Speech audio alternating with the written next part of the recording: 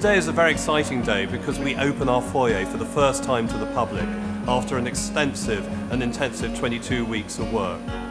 The new foyer space affords a real opportunity for our audiences to see the two theatres, the Globe Theatre as they walk in straight ahead of them, and to the left-hand side, the Wanamaker Playhouse. And what better way to fill our new foyer with music with Bill Barclay and our Globe musicians who are going to come round and do a foyer fanfare to really mark the moment that we are now open.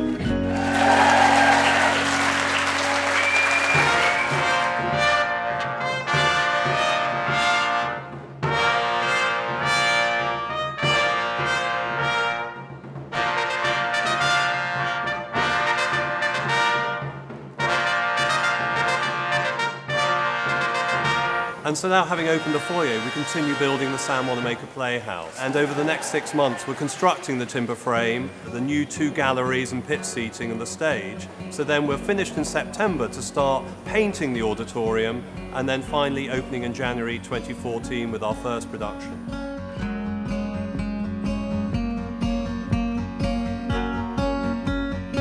In the 1960s, at Worcester College, Oxford, these drawings apparently, as the story goes, fell out of a book when somebody was taking a book off a shelf. It was an extraordinary find because they demonstrated a plan for a 17th century indoor theater. So when these drawings were discovered and presented to Sam Wanamaker after he had set up his project to reconstruct the Globe Theatre, scholars had suggested to him, why don't you also create an indoor theater of the kind Shakespeare worked in?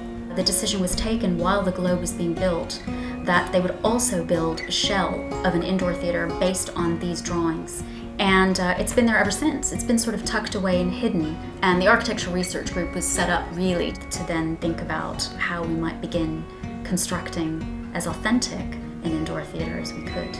It's configured very much in the same way as late Elizabethan, early Jacobean playhouses would have been, with audience on all sides of the actors on the stage, sitting in the upper gallery, sitting on boxes on the side of the stage. So some of these wonderful details, like an indoor playhouse that's very intimate, lit by candles, the pit seating, all of those types of details are as close as possible to what we think Shakespeare would have experienced in his indoor space. We've used McCurdy & Co. because of their knowledge of historic timber. And he obviously built the Globe and did such an incredible job that people walk in and think it's actually the original Globe. Some people don't realize it's a reconstruction. And hopefully we'll have the same effect on audiences when they come into the Sam Wanamaker Playhouse for the first time. What excites me about the Sam Wanamaker Playhouse once it's built is what can be learned about 17th century indoor performance practice. What will we learn about the way in which actors and audience engage in such an intimate space? What will we learn about the way in which they use candles, handheld candle props and torches? What can we learn about gesture, about movement, about voice? What could be unlocked for us in these plays that was lost on past audiences?